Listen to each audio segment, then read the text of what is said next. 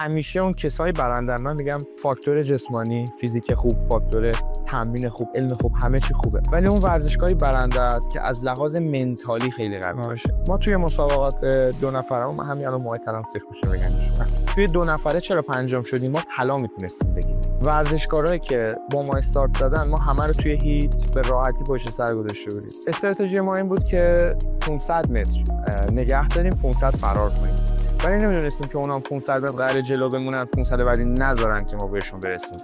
ما هرچی فشار آوردیم اونا فشار آوردن، هرچی اونا فشار آوردن ما فشار آوردیم و این اجازه ندادن که این صد رو رد کنیم و رفتن و یه جایی بعد ما شل کردیم و ما رو رد کردن و پنجمی اصلا واسه ما خوب. یعنی چون تجربهشون نداشتید. دقیقاً هر چی بهش فکر می‌کنم. من فیلم مسابقه رو بعدا دیدم، با روانشناس تیممون صحبت می‌کردم، خب فیلم تایمی که اونجا بودیم می‌دیدم که ما فقط بازنده به خودمون بودیم، نه به قایقای دیگه.